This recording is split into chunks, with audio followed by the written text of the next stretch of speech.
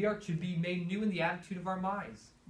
That we are be made new in ourselves, created to be like God in true righteousness and holiness. That's what change is all about. It's about removing the old way of life. Okay, so the very first important part of this, we want to get to that part where we find significance, but guys, we've talked about this several weeks, and we're just wrapping it all up tonight. The very first important part of this has something to do with the lies. What do we need to do with the lies? What do we need to do with the lies that have kind of defined our significance? Anybody have an idea?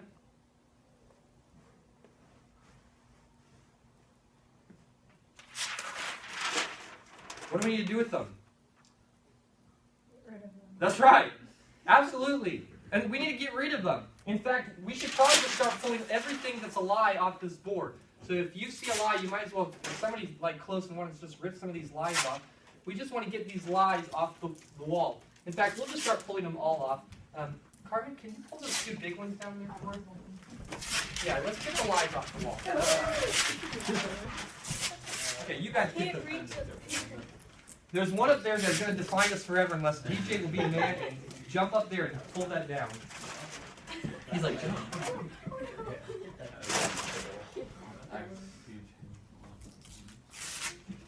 That's why he's the man. We got to remove the lies. This is what we want our life to look like.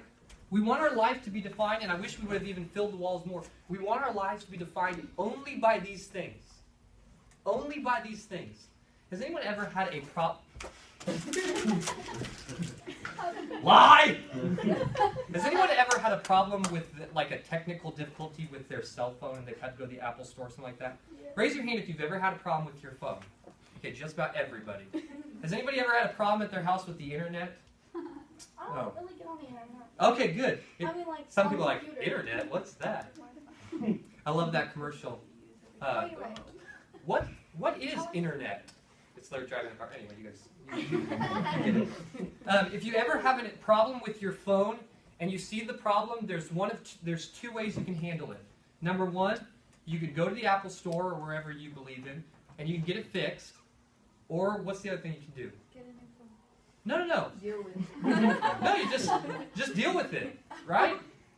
Because if you go to the Apple Store, you're getting a new phone. If you have a problem with your phone, if you have a problem with your internet, you can either deal with it or you don't deal with it. At our house, when the internet goes out, there's this little monitor that's got these little flashing lights. You guys might have the same thing in your house. I do. Yeah, absolutely. I know when ours is out because it's not doing the same cool, like, flashing thing that it was doing before. It just kind of looks like a sad Christmas show. And I'm like, and I know something's wrong. And I don't just sit there and go, oh, darn. That's life. I go, we got to fix this problem so I can watch some Netflix again. And this is maybe how you guys are as well. If we want to remove the lies from our lives, we can't just look at them and say, sounds good. We got to remove them. And so the first part of that is we need to identify them. And this is important for you guys. I want you to think in your heads right now, what has been defining your identity? And if it has been a lie, I want you to think about it. I'm not going to have you raise your hand and tell us it. What lie has been defining you? Maybe it's that you're not good enough. Maybe it's that you're ugly. Maybe it's that you're not smart enough.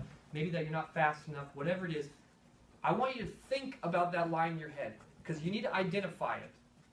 And then, this is a really important part. When you identify a problem, you don't just go, we have a problem. Back to what I was doing. You got to do something about it.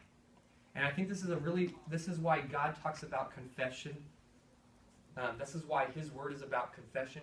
It's about removing those things from our lives. And so when we find the lies that are in our lives, we see those things that have been weighing heavy on us, we have to confess to God, and sometimes even to others, that we've allowed something else to define us. Now, I'm not going to make you get in little groups and say, I want you to tell each other what's been defining you. Because you're like, I don't feel like doing that. But if there is something that you need to confess, I would encourage you guys to take it up with God and take it up with others if you need to. If you need that kind of encouragement. We need to identify the lies. We need to confess the lies, because this is what God says about confession. That those who confess will be healed. That's what James 5:16 is all about. So we need to identify them, we need to confess them, and then what am I going to do? I need to wipe them clean. If you guys are allowing any lie to define you, if you're allowing anything that the world says about you regarding your insignificance to define you, it is time to remove that, guys. It is time to make a change. All those things are really good. Identifying them, confessing them, replacing those lies, removing those lies. But what's the most important part of finding significance? If we're removing all the lies, what's the most important part of finding our significance? Replacing it with truth. Replacing it with truth, right? See, if we don't want to be defined by something anymore, then we need to replace it with something that is good and something that is true. In fact, go ahead and just take one of these. I want you guys to do two things. Take one of these and pass it around to everybody. I want you to hold it, look at it. We're not going to do anything particular with that right away. And then I want you to come over here, grab a piece of paper and a marker. So everybody might have to get up and do this part. Come up here, grab a piece of paper and a marker.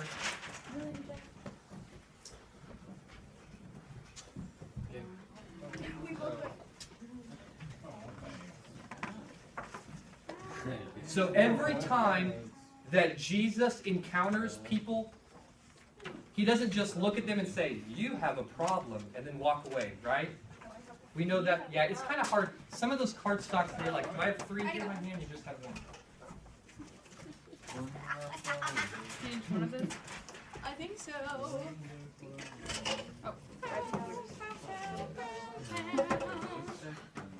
All right. Let's let Will get one. All right, so here's what I want you to do. Don't write anything yet. Okay.